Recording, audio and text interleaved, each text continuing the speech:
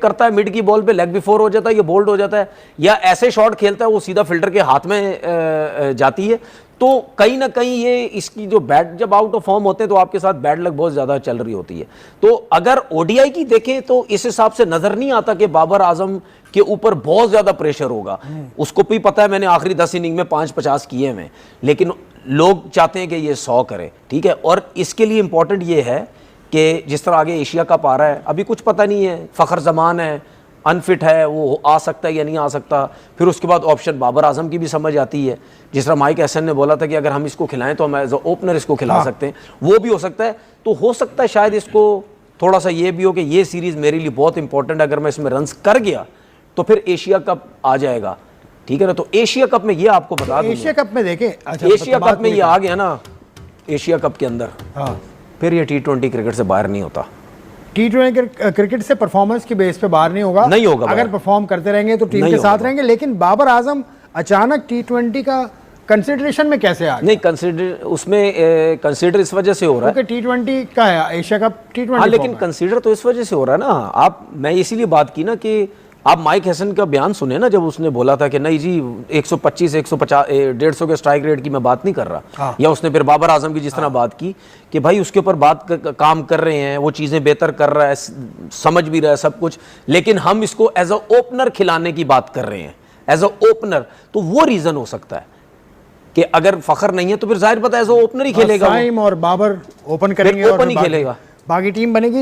लेकिन बाबर आजम की परफॉर्मेंस, बाबर आजम के नंबर्स तो बड़े इंप्रेसिव हैं। सिर्फ एक ही दुख है सबको कि 2 साल हो गए आसिफ भाई, अगस्त 2023 में सेंचुरी की। आसिफ भाई आपको एक चीज बताऊं, अभी इस टाइम में जो बात करो ये मत सोचें लोग कि मैं बाबर नहीं, आप बाबर को अभी हटा दें, आप सिर्फ इस बंदे के स्टैट्स देख लो ना, टॉप क्लास के स्टैट्स हैं तीनों फॉर्मेट के।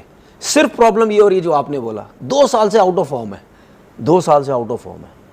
2 साल ज्यादा बड़ा अरसा नहीं होता, 3.5 साल विराट कोहली भी रहा है, ठीक है। बटलर का बुरा हाल, बेन स्टोक 38 इनिंग बाद जाके नहीं, ऑलराउंडर की बात नहीं है, मेन प्लेयर है, कप्तान है, सब कुछ है। 38 इनिंग के बाद 100 किया उसने।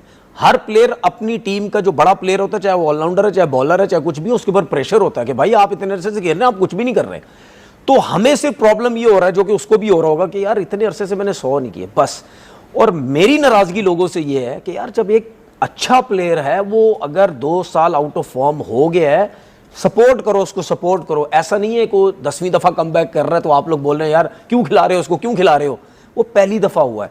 अगर आप उसको सपोर्ट करते, सोशल मीडिया के जरिए हमारे क्रिकेटर्स करते, जो कि नहीं करते हैं, शायद हो सकता है वो उसको बूस्ट मिलता, वो मेंटली थोड़ा सा और बेहतर होता, शायद जल्दी आउट ऑफ फॉर्म से वापस निकल के आ जाए। बाबर खुद भी तो नहीं निकले ना, वो किसी एक्स प्लेयर को जिसको वो समझते हैं उनसे फोन पे बात कर लेते, क्योंकि विराट कोहली की मिसाल आपने दी, वो खुद कहते हैं कि सचिन तेंदुलकर के पास वो जाते। अच्छा, मैं आप खुद जाना, अब मैं आपको चीज बताऊं, अब सुन ले, मैं आपको चीज बताऊं।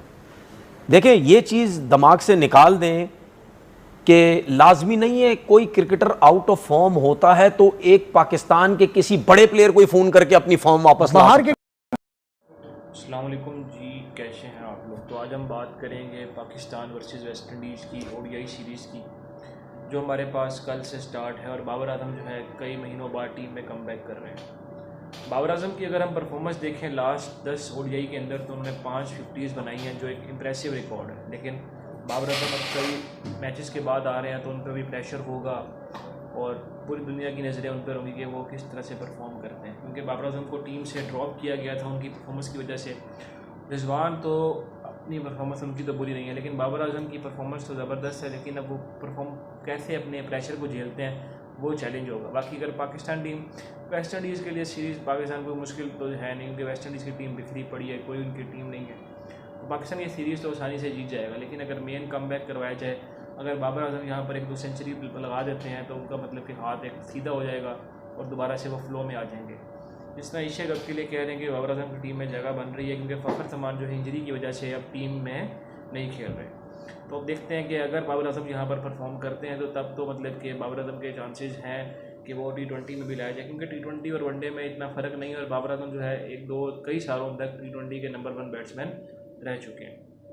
बाकी जो है अब पाकिस्तान क्रिकेट बोर्ड के ऊपर है कि वो बाबर आजम को किस तरह से मतलब कि मौका देते हैं और वो किस तरह से अपनी परफॉर्मेंस को कैच करते हैं। और अब रिजवान तो आपको पता ही है कि कैप्टनसी कर रहे हैं, बाकी सलमान अली आगा जो होंगे हमारे पास खेलेंगे।